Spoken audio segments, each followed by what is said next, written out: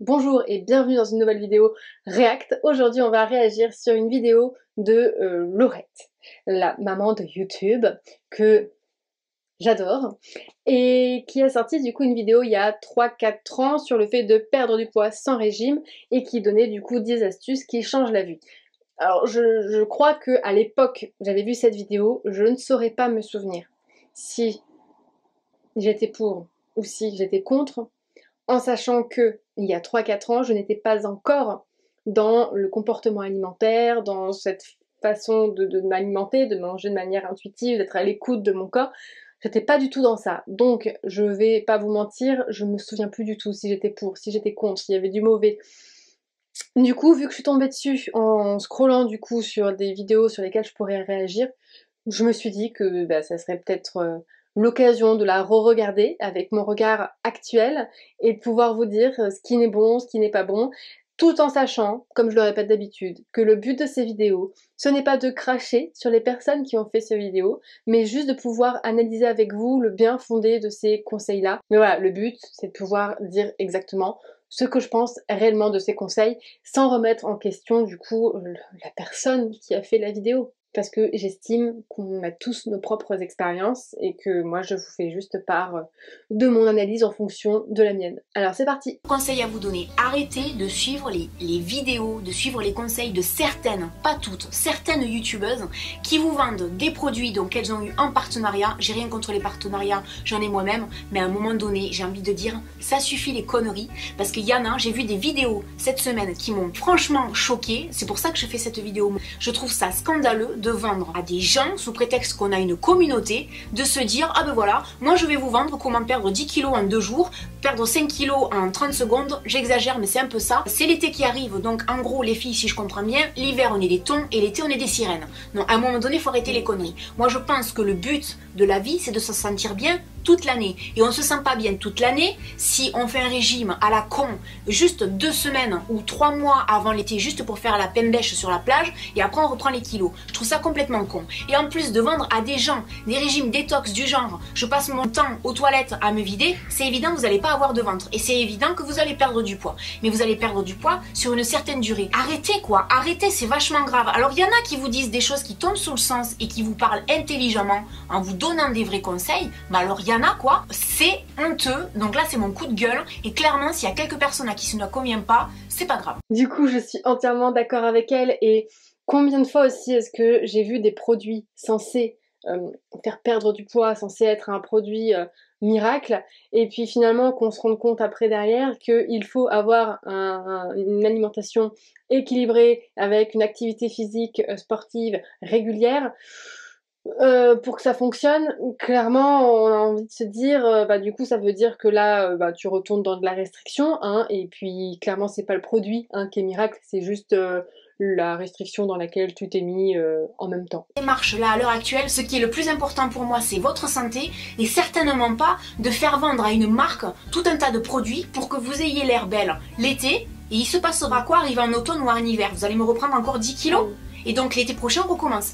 Vous n'avez pas envie d'avoir juste une vie un peu plus saine qui fait que clairement vous allez finir par perdre vos kilos sur la durée et peut-être vous ne les reprendrez pas. Ou si vous en reprenez un ou deux, vous vous reprenez en main et vous le reperdez derrière parce que vous aurez pris des bonnes habitudes. C'est ça le but, prendre des bonnes habitudes. Arrêtez les conneries de vouloir à tout prix perdre 10 kilos avant l'été, parce que là on a plein de vidéos qui pullulent sur YouTube. Jusqu'en juillet ou août, on va avoir droit à ça constamment. Putain, ça suffit quoi, j'en ai ras-le-bol. Déjà, je pense que la base c'est de s'accepter comme on est. Il faut arrêter de culpabiliser parce qu'on a mangé un carré de chocolat, parce qu'on s'est fait un bon gueuleton, parce qu'on a pris 3 kilos. C'est pas grave. On a le droit de grossir. D'ailleurs, il y avait My Better Self, je crois que ça se dit comme ça, qui a une chaîne qui a fait une vidéo justement sur le fait qu'on a le droit de grossir.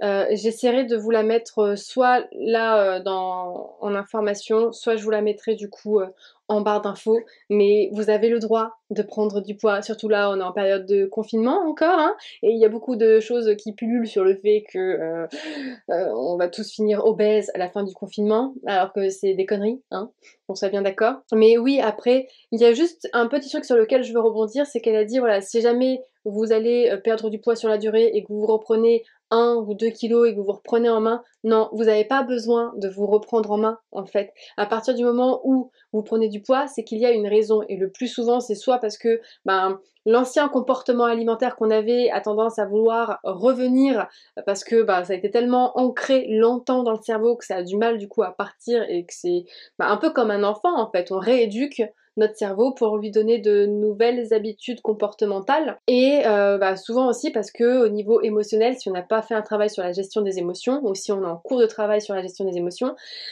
ça peut parfois être compliqué, surtout là dans cette période. L'inconscient nous fait faire des choses qu'on ne comprend parfois pas et que on n'a pas forcément besoin parfois de comprendre, ce qui fait qu'on va manger peut-être plus, qu'on va avoir peut-être plus envie de manger, mais c'est ok. D'accord? À partir du moment où vous avez entamé un travail comportemental, votre corps, vous allez être plus attentif du coup à ce qu'il a besoin, vous allez être plus à l'écoute des besoins de votre corps et donc du coup forcément vous allez du coup pouvoir réussir, enfin c'est même pas vous qui allez pouvoir réussir, c'est votre corps va lui-même réussir à réguler son poids, va lui-même revenir du coup au poids d'équilibre, au poids qu'il est censé faire. Et c'est pour ça que d'ailleurs par exemple là sur les photos Instagram que je peux éventuellement vous mettre, il y a des photos où je vais avoir plus de rondeur que d'autres parce que tout simplement en fonction des jours, en fonction des semaines, mon corps en fait change de forme, mais c'est ok. Il n'y a pas besoin de se peser tous les jours ou toutes les semaines pour savoir comment est-ce qu'on doit agir en fonction de ce qu'on mange et en fonction du poids qu'on est en train de faire. Votre corps va se réguler tout seul, il faut juste que vous appreniez à lui faire confiance. Pour finir cette introduction coup de gueule, je vous dirais que vous pouvez tout à fait maigrir en vous faisant plaisir. Putain, la vie c'est pas la frustration, la vie c'est le plaisir, c'est apprécier les choses. Alors astuce numéro 1, si je peux vous donner un conseil, n'allez jamais faire les courses le ventre vide. Faire les courses le ventre vide, c'est la pire chose qui puisse vous arriver. Pourquoi? Parce que quand vous allez faire vos courses et que vous avez faim, le réflexe que tout le monde a, moi la première, je vais dans les rayons des choses que j'aime par-dessus tout. C'est-à-dire, alors je vais aller dans les rayons des pâtes, dans les rayons des gâteaux apéritifs, dans les rayons du chocolat et dans le rayon des gâteaux. Alors les pâtes, c'est pas très grave, par contre les gâteaux apéritifs, le chocolat et les gâteaux, pour quelqu'un comme moi, c'est dramatique. Parce que clairement, je ne sais pas m'arrêter. Alors, c'est hyper intéressant de regarder avec cette vidéo avec mon regard actuel parce que je suis pas du tout d'accord avec cette astuce là et j'espère que Laurette tombera sur ma vidéo là pour aussi comprendre un petit peu pourquoi est-ce que je suis pas d'accord et peut-être que ça pourra éventuellement elle aussi l'aider si elle a pas modifié aussi son comportement alimentaire entre temps. Là je vous avais déjà fait une vidéo justement que j'essaierai de vous mettre ici aussi en barre d'infos sur le fait de savoir si on devait forcément aller faire les courses le ventre vide et je vous disais que bien entendu que non. Et en même temps, bah oui, si vous allez faire les courses le ventre vide, il y a des chances que en effet vous ayez envie de prendre tout ce qui vous fait plaisir et tout ce qui risque peut-être de combler vos envies de manger émotionnelles. Enfin voilà, vous allez être plus tenté, vous allez avoir moins de facilité à tenir votre liste de courses. Donc c'est compliqué parce que quand vous allez du coup devoir après vous faire des repas et que vous aurez peut-être envie de manger autre chose que ce type d'aliment-là, ce sera pas forcément disponible. Et à l'inverse, si vous allez faire les courses du coup en ayant mangé, vous allez respecter peut-être trop à la lettre votre liste de courses et du coup ça va être compliqué parce que les jours où vous aurez des envies de manger émotionnelles, vous aurez rien pour les assouvir. Et ce qui est intéressant du coup avec ce conseil-là, la façon dont elle le dit, c'est que, parce que du coup elle dit qu'elle a du mal à s'arrêter quand elle mange ce genre d'aliments, clairement. C'est typique d'un comportement restrictif. C'est la conséquence en fait.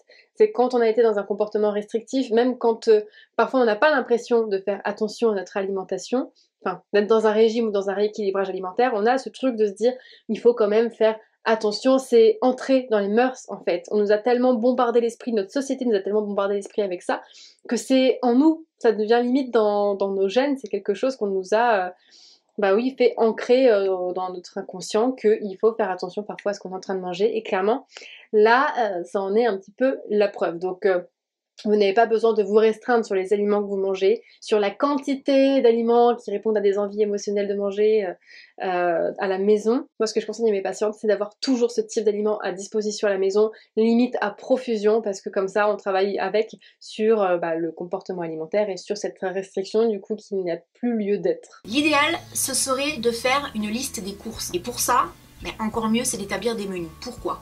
Parce que quand vous allez rentrer chez vous, Déjà d'un, vous savez ce que vous allez manger et ça va vous éviter de rentrer à la maison, vous dire oh mon Dieu, j'ai rien à manger. J'ouvre le frigo, il n'y a rien. Soit je décongèle un plat surgelé que j'ai acheté qui est souvent bourré de sel, bourré en calories, bourré de gras. Alors je vous dis pas, la ligne déjà c'est limite, mais alors la cellulite, ça va être la catastrophe ou quoi. Sinon, on est du genre à aller manger un truc sur le pouce quelque part, le McDo, le resto, tout ça. Alors je dis pas que c'est pas bien, moi la première ça m'arrive, mais il faut pas que ce soit récurrent. Donc de faire une liste des courses, de faire des menus, déjà vous allez vous cuisiner des bons petits plats. Les petits plats maison, honnêtement, il n'y a rien de tel. Parce que vous savez ce que vous mettez dedans. Parce que déjà, c'est bien meilleur pour votre santé et qu'en plus, vous pouvez vous faire plaisir à cuisiner des petits plats. Faites-vous une liste des choses que vous avez envie de manger. Il y a plein de sites qui pullulent sur internet avec plein de recettes de cuisine. C'est la grande mode, les émissions de cuisine, etc. Faites-vous des listes et suivez cette liste des courses. Et encore mieux, à la limite, allez au drive. Ça vous fera gagner du temps, ça vous fera gagner de l'argent et ça vous évite d'aller dans les rayons fricoter avec le danger, on va dire. Ensuite, Je suis d'accord et pas d'accord. D'accord dans le sens où c'est mieux de faire une liste de courses et d'établir les menus, mais pas dans le but de perdre du poids, surtout dans le but d'être le plus possible à l'écoute de vos besoins parce que vous n'allez pas tout le temps avoir envie de manger gras ou sucré ou ce genre de choses. Vous n'allez pas tout le temps avoir non plus envie de manger McDo ou pizza. C'est vraiment pas les aliments qui vont vous faire prendre du poids, c'est vraiment votre façon de manger. Admettons que vous ayez envie, je sais pas moi, de manger du poisson avec des épinards. Je ne sais pas pourquoi je pense à ça, et que vous avez un peu la flemme, ou que vous n'avez plus d'épinards, ou que voilà, vous avez la flemme de préparer votre repas, et ben il y a de fortes chances du coup pour que en effet vous alliez vous rabattre sur quelque chose de beaucoup plus simple à faire, et malheureusement c'est pas ce que votre corps vous avait envoyé comme envie. Et votre corps il n'avait pas besoin de ça, il avait besoin d'autre chose. Et vu que vous là vous allez combler un besoin qui n'est pas vraiment celui de votre corps à ce moment-là, votre rassasiement va tarder à arriver parce que il va pas réussir du coup à combler le besoin qu'il avait à la base. Et c'est ce qui sera responsable du coup de la prise de poids. Et ce qui risque aussi d'être responsable de la prise de poids, c'est le fait de culpabiliser d'avoir mangé un aliment qui n'est pas, on va dire, diététiquement correct. Parce que du coup ça va emmener de l'émotion du coup va nous donner encore plus envie de manger, du coup ça va retarder l'arrivée du rassasiement, du coup on a des fortes chances de prendre du poids. Mais cette prise de poids à chaque fois, elle ne sera faite que si on n'écoute pas non plus ces sensations de faim, c'est-à-dire que si on mange parce que c'est l'heure et qu'on n'a pas forcément faim, bah on laisse pas le temps au corps de pouvoir se réguler. Ouais, il y a beaucoup de choses à savoir, je sais. Mais c'est pour ça que là, dans une vidéo réact, je peux pas parler de tout. Et n'hésitez pas à aller voir toutes les autres vidéos sur la chaîne, parce que ce sera mieux, vous aurez plus d'infos.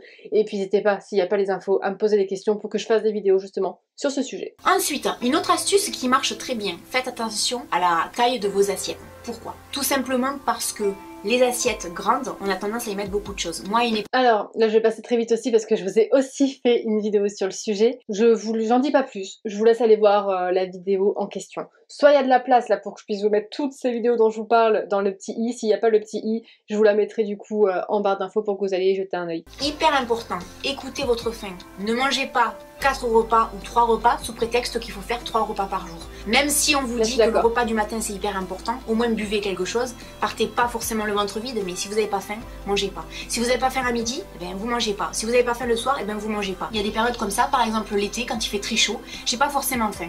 Eh ben je mange juste ce dont j'ai besoin. Je suis totalement d'accord avec son conseil, merci Laurée d'avoir donné un conseil où je peux dire que je suis d'accord. Je suis d'accord, respectez votre faim, mais ça je le répète à chaque fois dans toutes les vidéos, je sais même pas si j'en ai pas parlé ici, mais voilà, respectez votre faim, c'est ça qui fera que votre poids, vous allez avoir plus de facilité à réguler, alors c'est même pas vous, c'est votre corps aura plus de facilité à réguler votre poids, son poids, parce que du coup tout simplement il aura eu l'occasion de vous dire qu'il a besoin de calories et vous ne serez pas sans cesse en train de l'approvisionner alors qu'il n'en a pas besoin. Après il n'aura pas de surplus du coup. Évitez les aliments tentants, à l'américaine je vous le fais, tentants à la maison, je m'entends. Par exemple, j'adore tout ce qui est chocolat, gâteau, ce que je vous disais tout à l'heure. J'évite de les avoir à la maison, parce que je sais que si je les ai, je vais les manger tout le temps. Ou alors, vous savez que vous êtes une personne raisonnable, et que par exemple le paquet de chips, plutôt que d'acheter le grand où vous risquez de piocher tout le temps et manger constamment, vous achetez les mini paquets, et vous savez que vous allez en manger un voire deux, et vous allez vous arrêter là. Si vous êtes capable de ça, oui pourquoi pas. Et s'il vous plaît,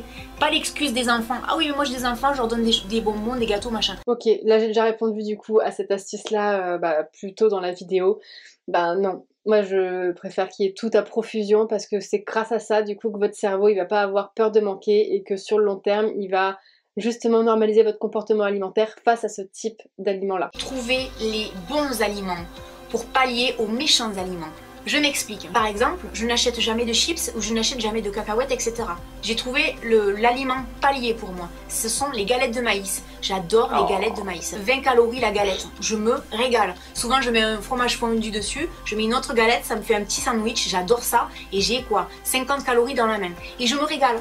De pas manger du coup de chips ou de gâteaux apéritifs, ça me frustre pas. Parce que pour moi, c'est un plaisir aussi important que de manger quelque chose de salé qui contiendrait énormément de calories. Pour tout ce qui est gâteau, j'ai choisi à titre personnel, mais je vous le redis, c'est en fonction de vos goûts, de prendre des biscuits à la cuillère, des cracottes au chocolat, du chocolat à 90%, des spéculoos, des îles flottantes, je me fais des fards au pruneau et certains yaourts. Et tout ça, ça remplace évidemment les gros paquets de Delacre que j'adore par-dessus tout ce qui est chocolat au lait, chocolat blanc. Moi je fais pas de racisme, hein. Blanc au lait, noir, moi j'aime tout le monde. Hein.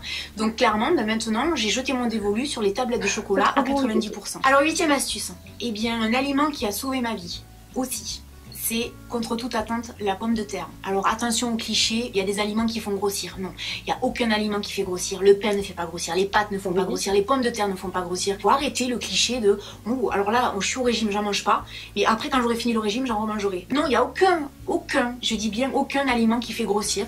Il faut juste être raisonnable. Ah non, c'est juste... Laurette, pourquoi t'as dit ça? Non, il n'y a pas besoin d'être raisonnable. Il y a juste besoin de s'écouter. Quand on a envie d'en manger, on en mange. Quand on n'en a plus envie, on ne se force pas, on arrête d'en manger. Et quand vous allez vous écouter, vous allez vous rendre compte sur le long terme, en arrêtant de culpabiliser sur ce type d'aliment, que vos envies ne vont pas systématiquement se diriger sur ce type d'aliment. Arrêtez de penser qu'il faut être raisonnable, manger de tout mais être raisonnable. Non. Des fois, on va se faire des repas avec des crêpes à la pâte à tartiner.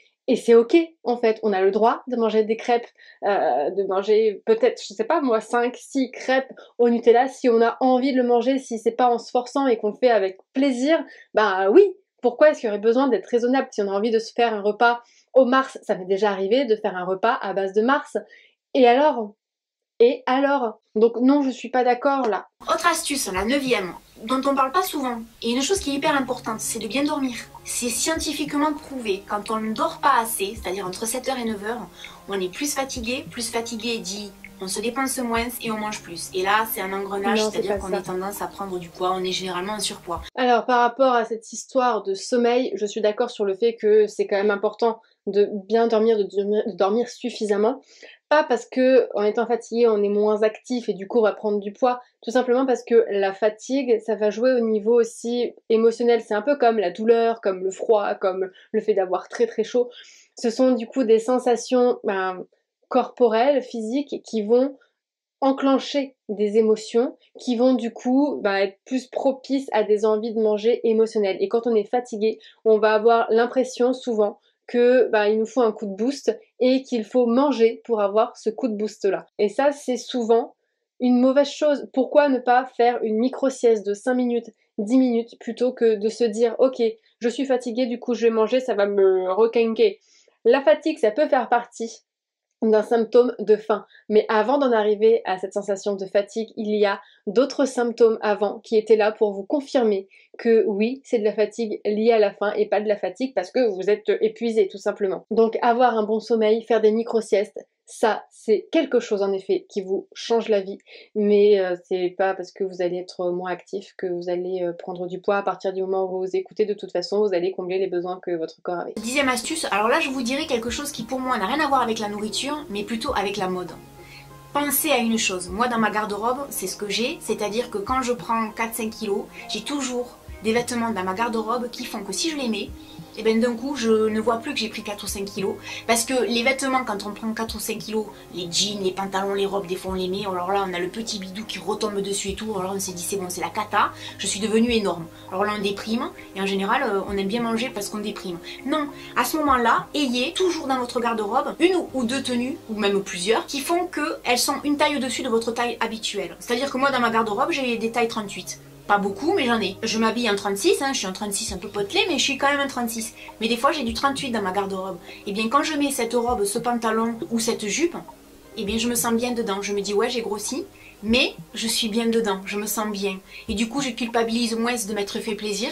Et du coup je me dis bon, ça serait bien de reprendre un peu les bonnes vieilles habitudes et de pouvoir remettre l'ancien jean, parce que là clairement l'ancien jean c'est pas forcément terrible. Mais au moins je me dis pas mais t'es devenue un ton, t'es affreuse, etc. Parce que c'est le premier truc qu'on se dit, en tout cas moi c'est le premier truc que je me dis. J'arrête de me faire du mal en me disant t'es devenue grosse, t'es moche, t'es ceci, t'es cela. Ok, je suis d'accord avec elle sur ce conseil de prendre du coup des pantalons ou des robes qui sont une taille au-dessus, ou même mais pourquoi pas des hauts aussi qui sont une taille au-dessus, mais pas que quelques-unes, c'est-à-dire que si votre poids a augmenté, n'hésitez pas à vraiment en acheter un peu plus que un ou deux, prenez-en vraiment plusieurs parce que c'est pas parce que vous allez prendre un vêtement avec une taille au-dessus que c'est en mode YOLO, plus rien à foutre, je me laisse aller. N'ayez pas peur que ça ait cet effet-là, dans le sens où, de toute façon, si vous gardez les anciens pantalons, ça sera exactement la même chose, parce que le fait de porter un pantalon qui n'est pas à sa taille, bah, vous allez du coup être dans des émotions très négatives. Qui dit émotions négatives dit du coup des envies de manger émotionnelles qui vont être aussi plus récurrentes ou même plus fortes que d'habitude. Donc moi, ça m'a énormément aidée.